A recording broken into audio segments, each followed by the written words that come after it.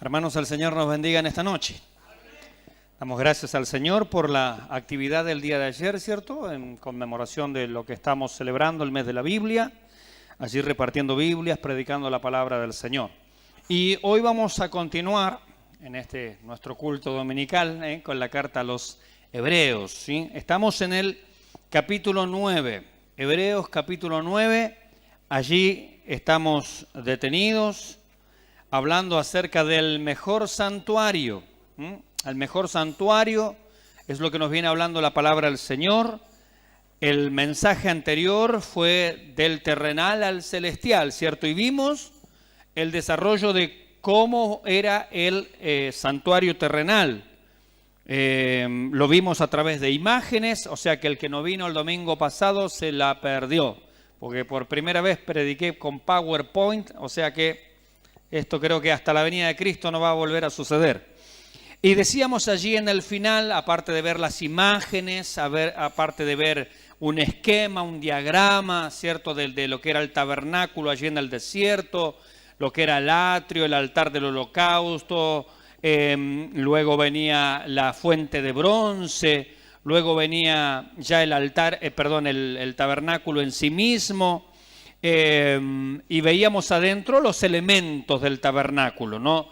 El candelero de oro, la mesa de los panes de la proposición, vimos también el altar del incienso y luego ya la cortina, el velo que dividía propiamente al lugar santo, el primer lugar del lugar santísimo. Y vimos como atrás de ese velo, esa cortina, estaba únicamente el arca del pacto, ¿sí? El arca del testimonio, con los elementos allí que mencionamos en su interior. La vara de Aarón, una porción del maná y las tablas de la ley. Y sobre el arca del pacto, allí la cubierta, la tapa superior, que tenía dos querubines, ¿sí? Que se miraban frente a frente, y en ese lugar, en el medio de esos querubines que se tocaban así las alas extendidas unos con otros, allí en medio se manifestaba la presencia de Dios. Allí en medio Dios se manifestaba, y en ese mismo lugar el sumo sacerdote entraba con la sangre del sacrificio en el día de la expiación,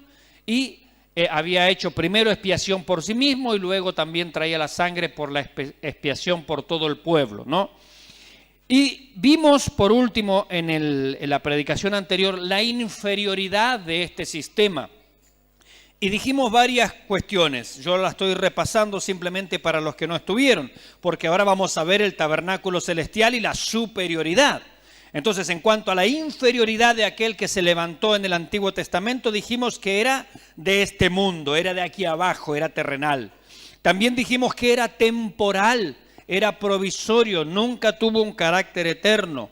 También dijimos que era una copia, el original está en el cielo. El de aquí abajo era una copia, era una maqueta, dijimos, ¿no? También dijimos que era inaccesible para la gran mayoría. Una sola persona, una vez al año podía llegar a entrar, si estaba en condiciones aceptables, por supuesto, También dijimos que pertenecía a la vieja creación, a las cosas que están destinadas a desaparecer, la vieja creación. También dijimos que era una obra humana porque se hizo a través de manos de hombres, ¿sí? Hombres consagrados, hombres dedicados, todo lo que usted quiera, pero en definitiva era una obra humana. También vimos que era una obra que necesitaba sangre, pero sangre ajena. Ningún sumo sacerdote entró allí con su propia sangre, sino que siempre de víctimas ajenas, de víctimas de terceros. Y esto también era una obra repetitiva, porque todos los años había que repetir el mismo sacrificio por sí mismo el sumo sacerdote y por toda la nación. O sea, era un andar en un círculo vicioso. Nunca terminaba de limpiar, nunca terminaba de solucionar el problema del pecado. También dijimos que era ineficaz en cuanto a salvar, por la misma razón de que esa sangre ajena no tenía la capacidad de transformar la conciencia, de limpiar la conciencia, de cambiar el hombre interior. Un israelita se acercaba, allí ofrecía un sacrificio, o el sumo sacerdote ofrecía el sacrificio especial, el de la expiación una vez al año, pero el israelita y el sumo sacerdote seguían siendo la misma persona. Ese sacrificio no lo transformaba, no lo cambiaba, no le daba una nueva naturaleza. Por eso decimos que era ineficaz en cuanto a salvar perpetuamente. Y también, por último, dijimos que no daba una esperanza cierta. No daba ninguna garantía, porque si era provisorio, era temporal, no solucionaba el tema del pecado, no transformaba al pecador, sin duda era un sistema que no daba ninguna esperanza absolutamente cierta y concreta. Y dijimos por último, como dos frases allí, ¿no?, para finalizar, lo absurdo de aferrarse a ese sistema. Por eso también decíamos, cómo algunos creyentes hoy todavía quieren volver a los rituales de la ley, quieren volver a aferrarse, a cumplir los 10 mandamientos, a guardar las fiestas, el ritual, a guardar el sábado y cualquier ley que tiene que ver con el antiguo pacto. Es inútil, no tiene sentido.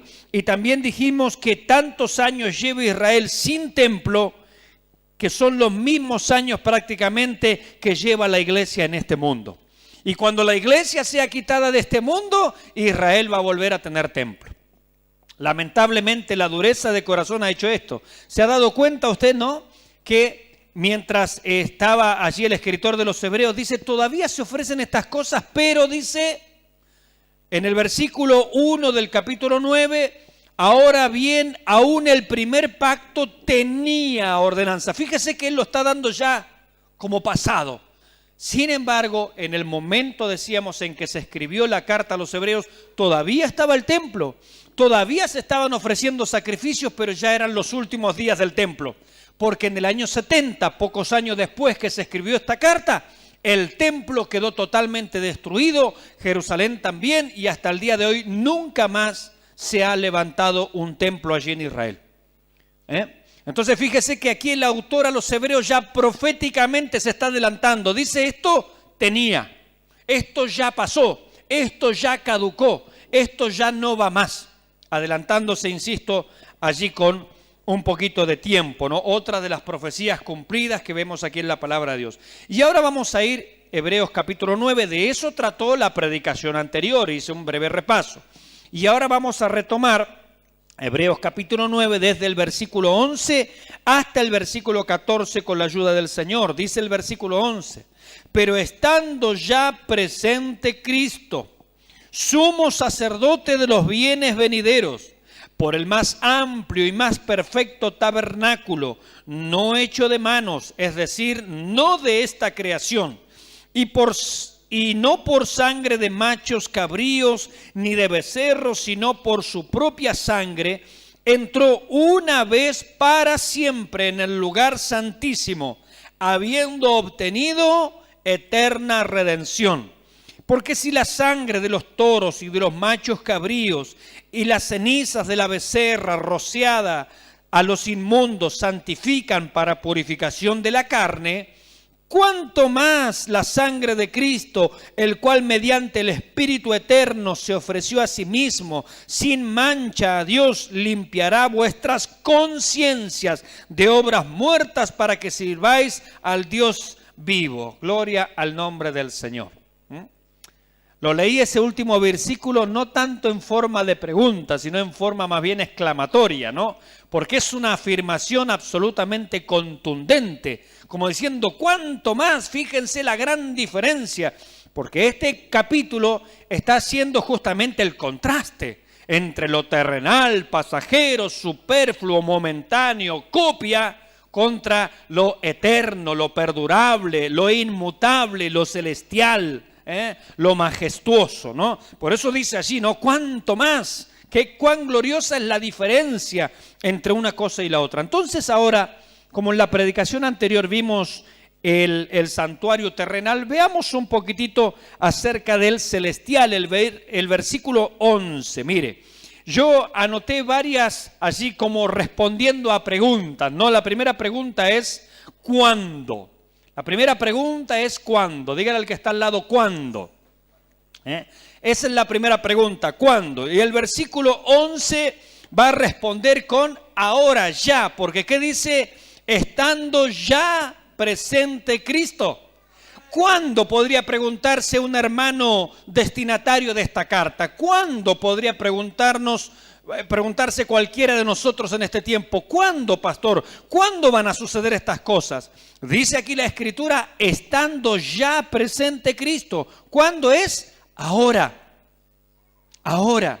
En este momento nosotros ya podemos, en aquella época ya se podía, dice estando ya presente Cristo. Esto no es una obra futura, es ley para la iglesia, es una bendición para la iglesia. Fíjese que el versículo 1, miren los contrastes, ¿no? Dice, ahora bien, aún el primer pacto tenía tiempo pasado, y llega a hablar ahora de Cristo y dice, estando ¿cuándo?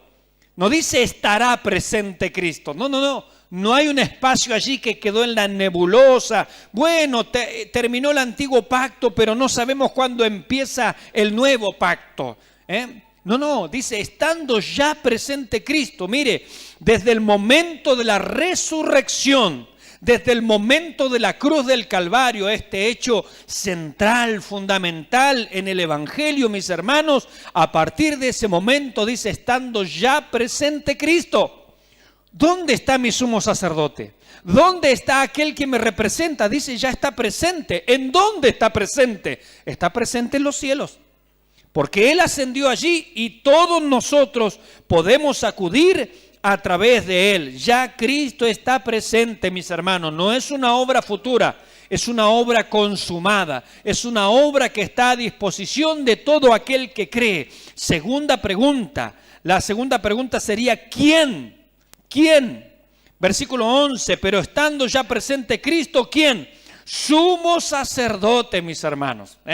El sumo sacerdote. Dijimos en la predicación pasada que en su vida de ministerio, mientras él estuvo allí entre esos, 33 años, pero desde cuando comenzó su ministerio, unos 3 años y medio aproximadamente antes de su muerte, él va a estar siendo observado, él va a estar siendo analizado. Él como un cordero pascual va a estar siendo, y particularmente la última semana, visto por todos.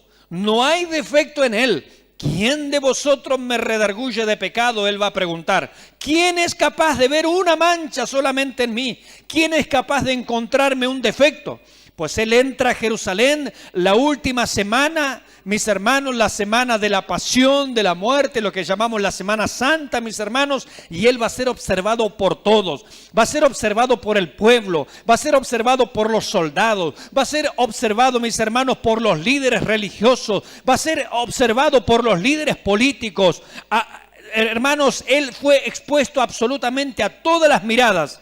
Y él va a ser aprobado, mis hermanos. Entonces él, mientras está en su ministerio aquí terrenal, él va a ser observado. Él es nuestro sumo sacerdote, pero a partir de su muerte, allí él está presente como oveja, como futuro sacrificio, a ver si hay algún defecto. Acuérdese que no se podía ofrecer un cordero que tuviera defecto, no se podía eso. Por eso él tiene que ser meticulosamente observado. Pero a partir de su muerte, mis hermanos, él comienza su ministerio sumo sacerdotal. Él va a ascender a los cielos. ¿Y a qué asciende a los cielos? La primera predicación de la serie Hebreos dijimos, él asciende a los cielos, mis hermanos, para ser sumo sacerdote, para representarnos a nosotros allí. Él está allí presente. Él es sumo sacerdote. Su muerte le calificó justamente para hacerlo. En su vida no se observa su labor de cordero o de víctima, pero en su muerte, mis hermanos, vemos la habilitación para ser sumo sacerdote. Y en su regreso, ya que estamos, vamos a ver que él pasará a ocupar su lugar de rey. Gloria al nombre del Señor. ¿Se da cuenta estos 3 elementos? En su vida terrenal, él fue cordero, llevado al matadero, cordero perfecto, sin mancha y sin pecado, apartado de los pecadores, dice la Escritura. Pero ya en su resurrección él pasa a ser sumo sacerdote, donde está ahora intercediendo por cada uno de nosotros. Y cuando él regrese, ¿qué será? Pues será rey de reyes, señor de señores, mis hermanos, y él reinará desde Jerusalén para todo el mundo. Bendito sea su nombre. Podríamos preguntarnos, mis hermanos, también, ¿y él es sumo sacerdote de qué? Pues el versículo 11 también lo responde, de los bienes venideros. Él está allí, mis hermanos, representándonos en los cielos, diciendo, Padre, los bienes venideros, cuando yo reine, cuando todos los enemigos sean puestos por estrado de mis pies, Padre, los bienes esos los tengo para compartir con mis hijos. Qué maravilloso. Qué garantía. Por eso dice el Señor, dijo en su ministerio, ¿dónde tenemos que hacer tesoros? En el cielo, donde no hay ladrones, donde el óxido no echa a perder nada, mis hermanos. Y Él dice que es sumo sacerdote ¿de qué? De los bienes venideros. Miren, mis hermanos, no hay banco más seguro que el banco celestial. Si su corazón, si mi corazón, si sus tesoros y mis tesoros están arriba en los cielos con Cristo, hermanos, son bienes absolutamente inalterables, inamovibles. Son bienes realmente preciosos, mis hermanos. Él está allí, ¿no? ¿De qué podríamos preguntarnos, no? Tercera pregunta, de los bienes venideros. Mire, algunos aspectos de estos bienes venideros ya los gozamos, ¿verdad que sí? Tener paz con Dios, por ejemplo. Él es nuestra paz. Esto es un bien venidero. Dice que en el reino milenial, por ejemplo, la paz no tendrá límite. Tener conocimiento de las cosas espirituales, este es un bien venidero, pero del cual ya gozamos mucho, mis hermanos. Poder entender esta preciosa palabra de Dios, la iluminación del Espíritu Santo, pero, por ejemplo, en el reino milenial, ¿qué dice la Escritura? Que dice, la tierra será lleno del conocimiento de la gloria del Señor, como las aguas cubren la mar. Y dice, y ninguno dirá a su compañero, conoce a Jehová, ¿por qué? Porque todos me conocerán, bendito sea su nombre. Pablo dice, entonces, cuando estemos en su presencia, conoceré cómo fui conocido. Hoy, hermanos, vemos, dice Pablo, oscuramente. O sea, la mente se abrió sin duda, ¿verdad que sí? Vamos leyendo la Biblia y la luz va penetrando cada rincón, sacando las telarañas allí, ¿no? De la mente que está embotada, endurecida, que está allí con falta de lubricante espiritual, ¿no? La mente va entendiendo. Pero cuando lleguemos a la presencia del Señor, mis hermanos, nuestra mente también va a ser plenamente transformada y comprenderemos absolutamente todas las cosas. Ahora, también este versículo nos hace otra pregunta, o nos podríamos hacer otra pregunta, ¿no? ¿Dónde? Y dice el versículo 11, pero estando ya presente Cristo, sumo sacerdote de los bienes venideros, por el más amplio y más perfecto, ¿qué? Tabernáculo. ¿Se da cuenta allí? Estamos viendo la diferencia entre el tabernáculo terrenal y el tabernáculo celestial. Y aquí hablando del tabernáculo celestial, ¿qué dice? Es amplio. Lo primero que dice es amplio. Es un lugar, mis hermanos, como para que todo aquel que cree, que en Él cree, no se pierda, mas tenga vida eterna y tenga lugar y tenga cabida en la presencia del Señor. Siempre recuerdo una de las predicaciones de Apocalipsis que dice que nuestro Dios extenderá el tabernáculo sobre ellos, como queriendo decir, viene más gente, agrandamos el templo. ¿Qué problema que hay? ¿No? Ningún problema. ¿Vieron cómo nosotros aquí cuando decimos si este lugar se llena así y hay mucha gente, ¿qué hacemos normalmente? ¿O qué pensaríamos en hacer? Bueno, agregamos, nos extendemos para el frente, para el costado, ensanchamos, ¿cierto? Nuestra tienda, nuestro tabernáculo aquí físico, ¿verdad? Bueno, la Escritura dice que Dios extenderá el tabernáculo sobre ellos, hablando allí en Apocalipsis de las almas que van llegando a la presencia del Señor. Y dice aquí que este tabernáculo es amplio. Voy pues a preparar lugar, morada para vosotros. En la casa de mi Padre hay poquitas habitaciones, dice el Señor. No, dice hay muchas moradas hay. Es un tabernáculo amplio, cómodo, espacioso. Allí en el desierto, mis hermanos, fíjense la mezquindad de aquel sistema. Un solo sumo sacerdote una vez al año puede acceder a la presencia de Dios. Sin embargo, aquí dice que tenemos un tabernáculo amplio. Todo aquel que cree en Jesucristo puede entrar, hay lugar para él. No solamente dice que es amplio, también dice que es perfecto. Este es el real. Este no es una maqueta, es el mismo cielo, es el mismo trono de Dios. Y tenemos acceso a la misma presencia de Dios, es perfecto. No hay nada que cambiarle, no hay nada que agregarle, no se envejece. No, nada lo echa a perder, mis hermanos. Y no solamente eso, también dice que no es de esta creación. es de la nueva creación. ¿Por qué esta creación que está aquí abajo, para qué está destinada, dice Pedro?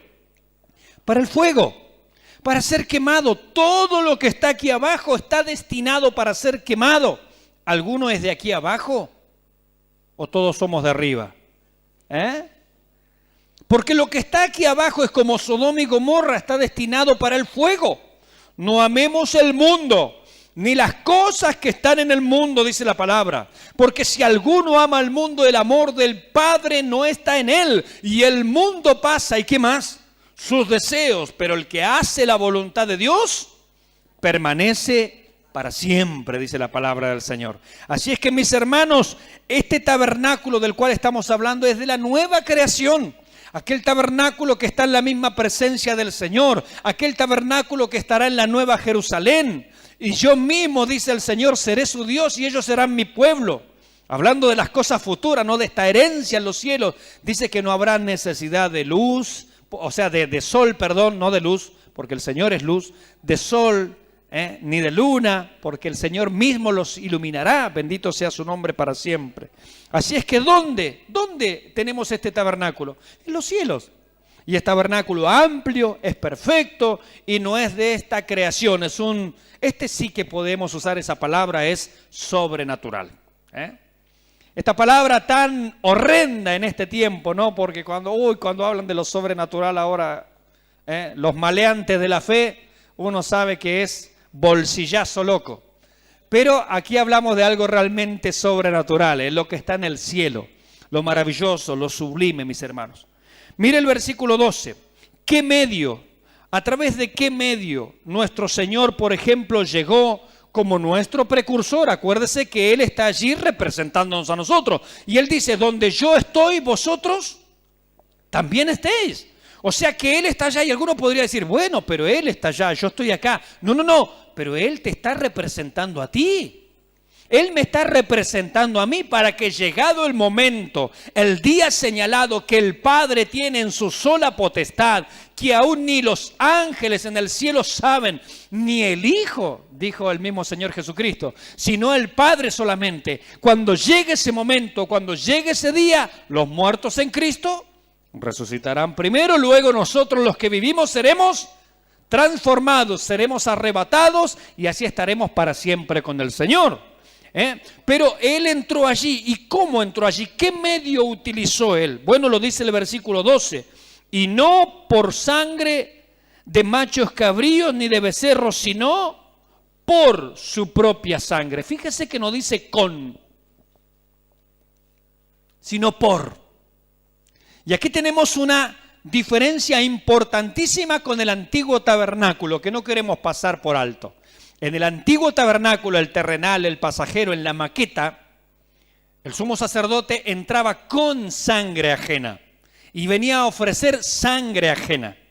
Pero aquí, como tenemos al Cordero de Dios que quita el pecado del mundo, el absolutamente perfecto, santo, inmaculado, derrama su sangre por los pecadores, pero no necesita presentar sangre por sí mismo, porque Él es santo.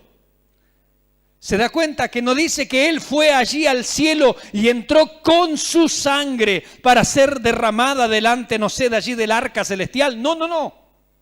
Porque su sangre fue absolutamente suficiente y eficaz para limpiarnos a nosotros. Él no necesita limpieza de su propio pecado, a diferencia de los sumos sacerdotes de antaño.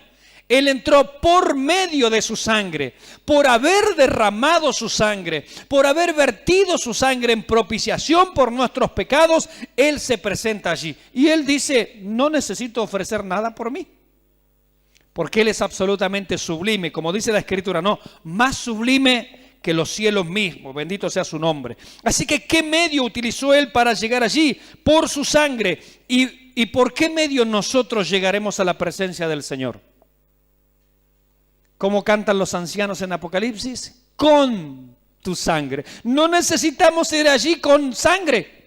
Somos nosotros un reino de sacerdotes, ¿verdad? Nos has hecho reyes y sacerdotes. ¿Tenemos que ir allí con sangre al cielo mismo? No, porque su sangre preciosa aquí abajo ya nos ha limpiado, ya nos ha purificado. Y cuando estemos en la presencia del Santo y del Eterno, podremos decir, por la sangre de aquel, nosotros hemos llegado a este lugar.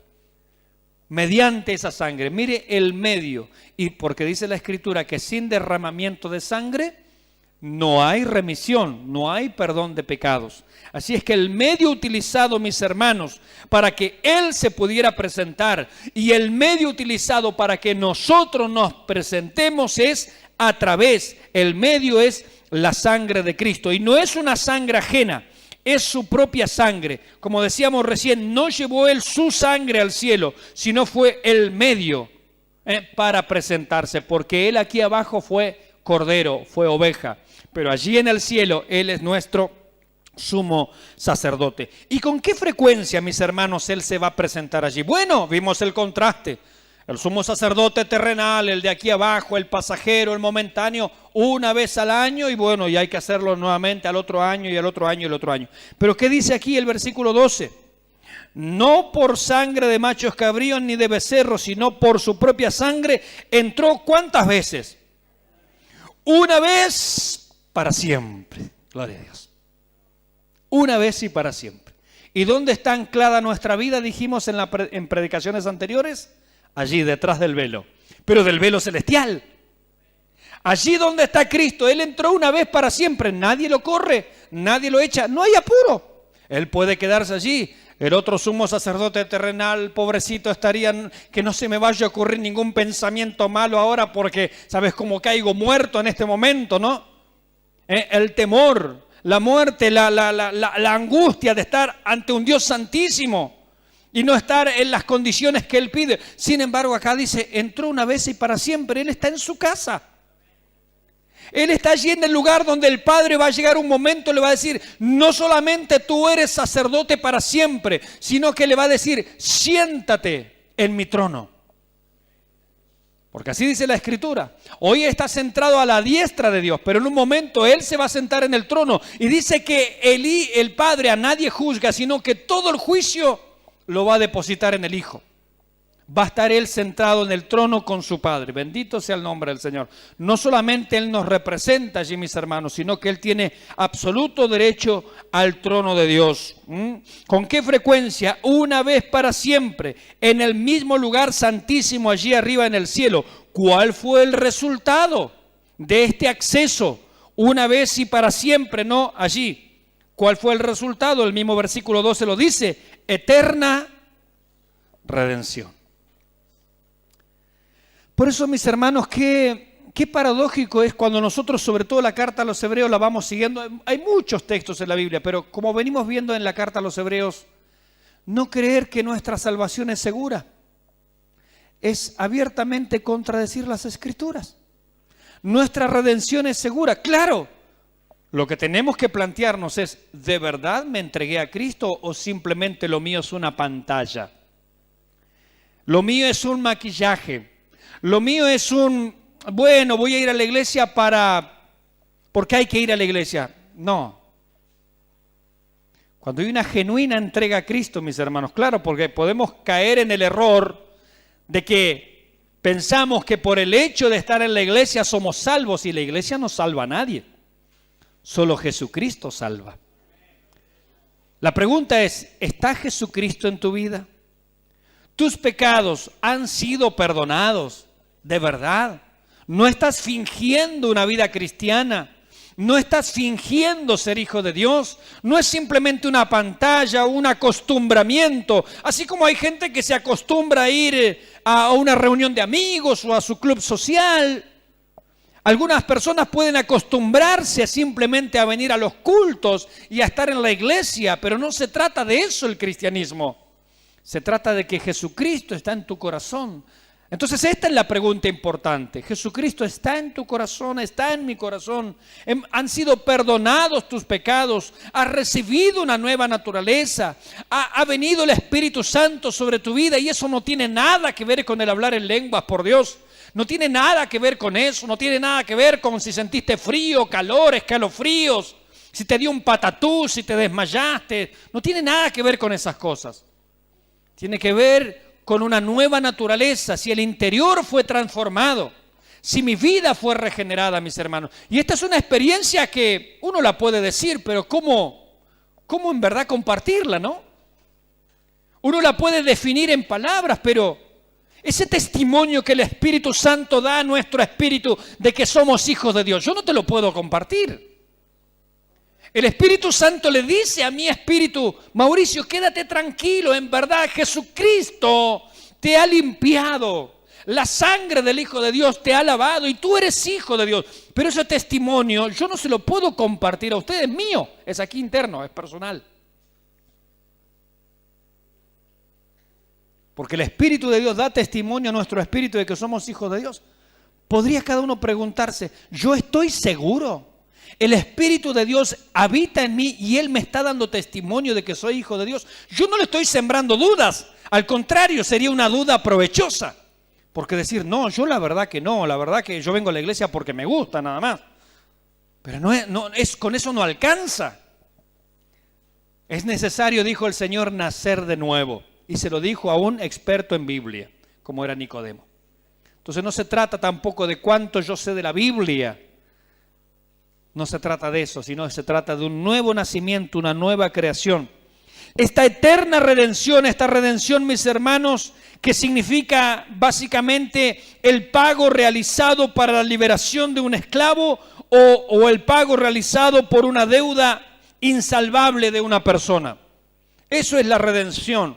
Cuando una persona debía una suma tal que era impagable, venía otra persona con los suficientes recursos, pagaba esa deuda y lo liberaba de ese compromiso o del estado de esclavitud. Pues la Biblia dice que nosotros, todo ser humano, está esclavo del diablo y esclavo del pecado. Y no hay manera de salir de ese estado de esclavitud a no ser de que el Hijo de Dios nos liberte. Por eso Él dijo: si el Hijo os libertare, seréis libres de verdad. La redención de nuestra vida, la redención de nuestra alma.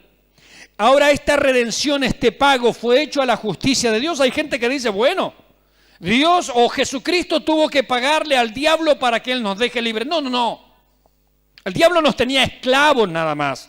Él se aprovechó de la caída de Adán y Eva allí como para aprovechar la situación. Pero la deuda era con nuestro Padre Celestial. Él estaba ofendido por el pecado. A Satanás le encanta que nosotros estemos en el pecado. ¿Para qué? Él quiere cobrar para nuestra redención. ¿Verdad que no? Si Él no nos quiere dejar ir, Él no nos quiere liberar, Él quiere robar, matar y destruir.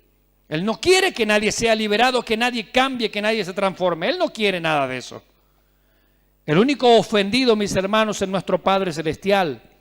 Por lo tanto, el pago que nuestro Señor Jesucristo hizo en la cruz del Calvario fue a la justicia de nuestro Padre Celestial, porque el alma que pecare merecía morir, pero Él murió ocupando tu lugar y ocupando mi lugar.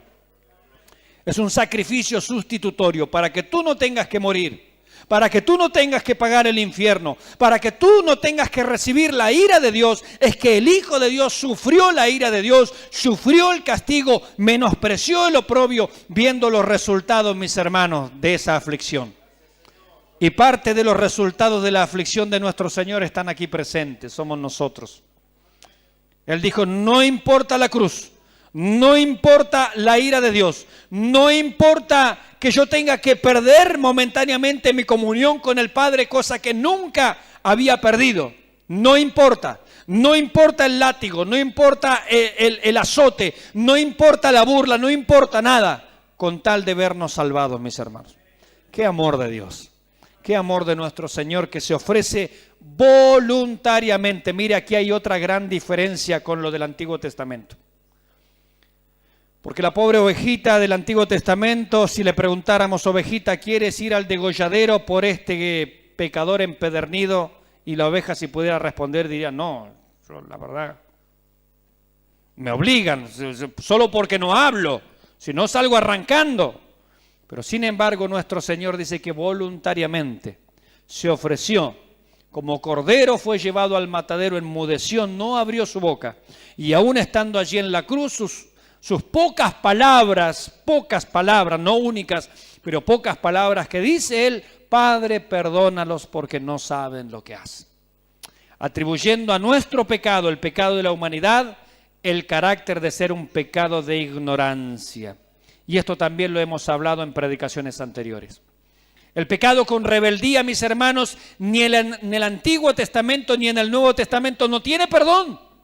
No hay sacrificio por el pecado, y lo vamos a ver en el capítulo 10. Cuando el pecado es adrede, cuando el pecado es voluntario, cuando el pecado es con soberbia, cuando el pecado es a pura conciencia, con el puño elevado contra Dios.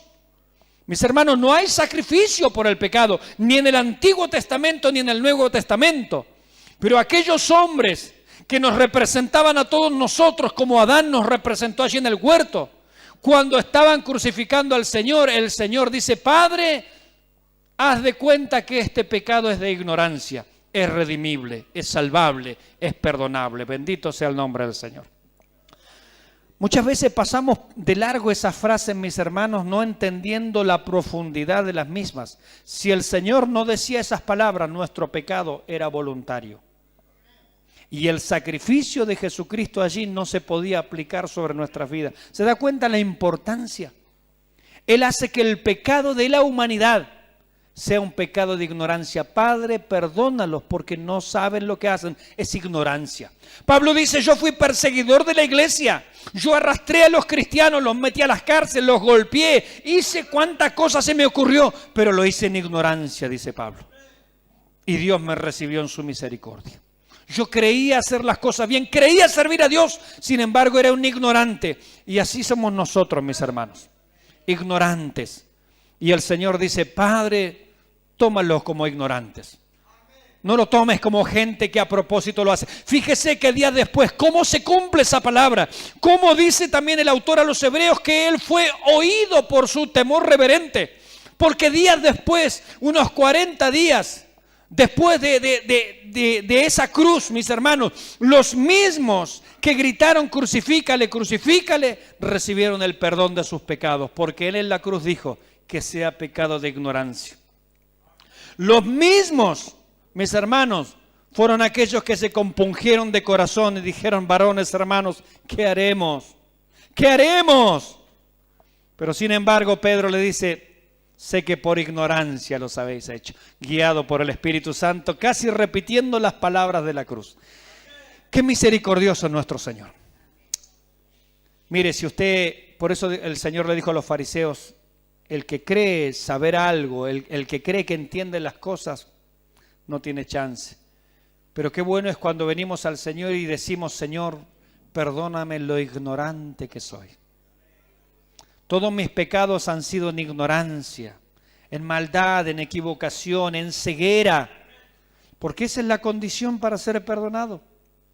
Esa es la condición. Qué maravilloso es nuestro Dios. El pago fue hecho a la justicia de Dios. Esta salvación es eterna.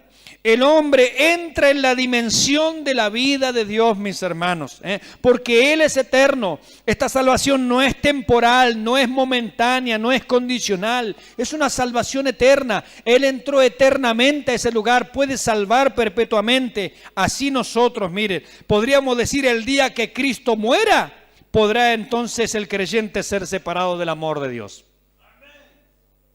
¿Se acuerdan del Antiguo Testamento, la ciudad de refugio? Cuando moría el sumo sacerdote, allí es como que las cosas habían pasado. Pero nuestro sumo sacerdote no muere. Él es eterno, Él vive para siempre. Versículo 14, ¿qué otros resultados tenemos? Mire, dice el resultado aquí terrenal, ¿no? Dice que mediante el Espíritu eterno Él se ofreció. Esto significa que Él fue fortalecido, fue guiado y fue asistido por el mismo Espíritu de Dios para dar su vida. Él fue acompañado allí, fue fortalecido por los ángeles en Getsemaní, pero el mismo Espíritu de Dios estuvo allí para fortalecerle, para ayudarle, para que Él pudiera entregar su vida. Mire, a mí me recuerda a Abraham y a Isaac.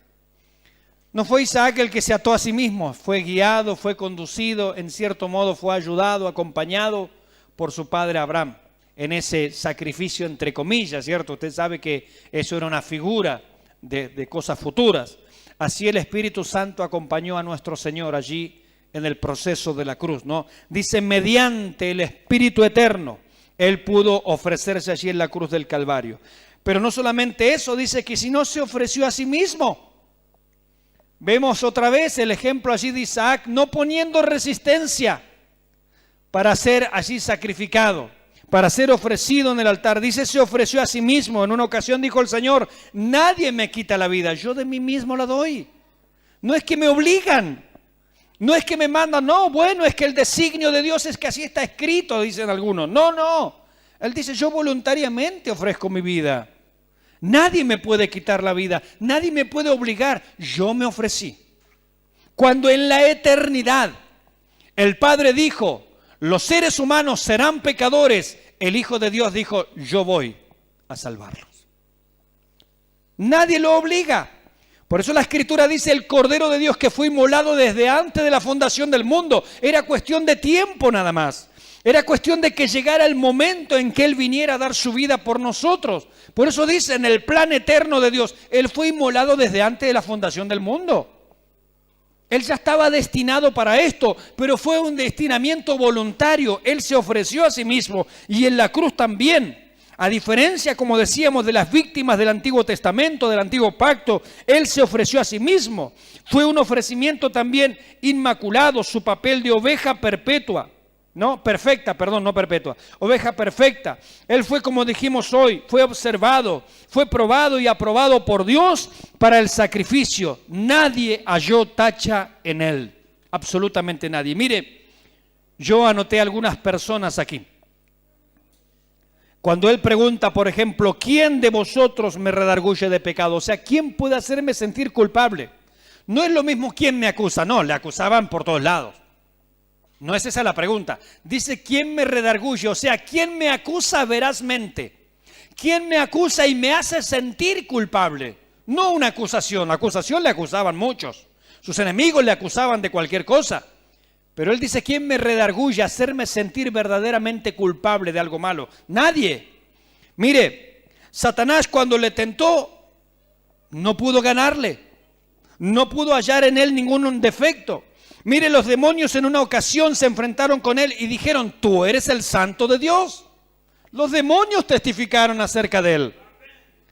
Pilato dijo allí antes de la crucifixión, yo no hallo delito en este hombre. No hay delito en Él. El centurión allí al lado de la cruz exclamó, verdaderamente este hombre era justo. Un hombre acostumbrado a dar muerte a cuantos. Y él dijo, este hombre era justo. Este no es común, no es uno de los del montón. Y Dios dijo, este es mi Hijo amado. Absolutamente perfecto, mis hermanos. Aún sus enemigos, más acérrimos enemigos, no hallaron tacha en Él. Bendito sea su nombre. Y su ofrecimiento, como dice aquí el versículo 14, fue a Dios. Dice, cuánto más la sangre de Cristo, el cual mediante el Espíritu Eterno se ofreció a sí mismo sin mancha. ¿A quién? A Dios. Y dice que limpiará vuestras conciencias de obras muertas para que sirváis al Dios vivo. Mire, cerca del final, ¿no? Es el poder que nosotros recibimos. ¿Cuál poder? El de la sangre. ¿Cuál poder? El de la cruz, mis hermanos. Dice limpiar nuestras conciencias. ¿Se acuerda que dijo de los sacrificios del Antiguo Testamento? Dice, no pueden limpiar la conciencia. No pueden limpiar. Le ponen un parche al pecado, pero después hay que volver otra vez. No cambió, no hay una nueva naturaleza, no hay una regeneración. Sin embargo, dice que la sangre de Cristo puede limpiar mi conciencia, puede hacer posible la regeneración mediante el Espíritu Santo, puede hacer que yo reciba una nueva naturaleza. Por eso cuando vengo a la sangre de Cristo, mis hermanos, ese sacrificio se aplica una sola vez para siempre sobre mi vida. No necesito venir constantemente, mis hermanos, y otra vez a los pies de la cruz, y otra vez a los pies de la cruz, como para recibir nuevamente el perdón de los pecados. Por eso dijo en el capítulo 6, hermanos, no se puede repetir el sacrificio de Cristo, no se puede otra vez renovar para arrepentimiento. ¿Cómo aquellos que nacieron de nuevo van otra vez a nacer de nuevo? Como aquellos que fueron regenerados van a ser otra vez regenerados. Como aquellos que recibieron el don del Espíritu Santo van a otra vez recibir el don del Espíritu Santo. No se puede. Es una obra hecha una vez y para siempre.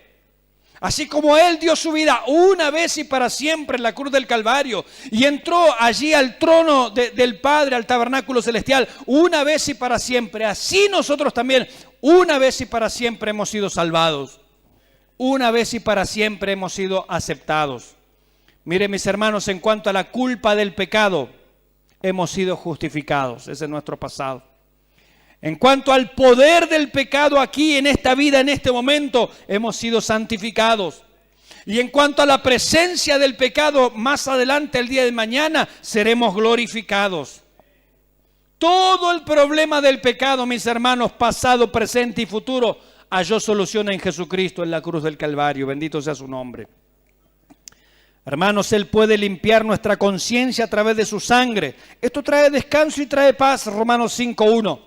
Justificados pues por la fe, tenemos paz para con Dios. Él nos limpia nuestra conciencia en cuanto al pecado, decíamos, ¿no? Pero mis hermanos, no solamente eso. Dígale al que está al lado, Él te limpió para que le sirvas. Y siempre aparece la palabra servicio. Fíjese el final del versículo 14, ya estamos ya cerca del final. Dice, limpiará vuestras conciencias de obras muertas. Esto se refiere al pecado, ¿sí? A la maldad, a la corrupción, a nuestra antigua manera de vivir. Dice, ¿para qué? ¿Para qué Él me limpió? Para que sirváis al Dios vivo. Dios nos salva con un propósito, mis hermanos. Ese propósito empieza ahora. Algunos dicen, no, Cristo me salvó, se quedan cruzados de brazos esperando el rapto. No, mis hermanos. No es así la vida cristiana. Tenemos una meta, un propósito ahora. Efesios capítulo 2, versículo 10 dice que fuimos salvados para buenas obras, las cuales Dios preparó de antemano para que nosotros anduviésemos en ellas. Tenemos un trabajo para hacer. Tenemos una obra que hacer, mis hermanos. Predicar la palabra, servir al Señor en la iglesia, tantas cosas que el Señor nos pone por delante, ¿no? Buenas obras todas. Y para finalizar, así como en el mensaje anterior vimos la inferioridad del tabernáculo terrenal, veamos la superioridad del tabernáculo celestial, así en breve síntesis, ¿no? El tabernáculo celestial no es de este mundo. El tabernáculo celestial es definitivo. El tabernáculo celestial es el original. El tabernáculo celestial es accesible para todo aquel que cree. Bendito sea el Señor. El tabernáculo celestial es de la nueva creación, no está destinada al fuego, es de la nueva creación. Así como nosotros somos una nueva masa en Cristo, así como nosotros somos una nueva creación en Cristo Jesús. Este tabernáculo celestial es de la nueva creación. También este tabernáculo celestial es una obra divina. Aquí ningún hombre metió mano. Es una obra totalmente divina. El tabernáculo celestial es mediante la sangre de Cristo, no de sangre ajena, no de animalitos. Es mediante la propia sangre del Hijo de Dios. Este tabernáculo celestial es eficaz para salvar perpetuamente. Y para finalizar, este tabernáculo celestial nos da una garantía absoluta. Bendito sea el nombre del Señor. Así que mis hermanos, podemos darle gracias a Dios. ¿Qué le parece?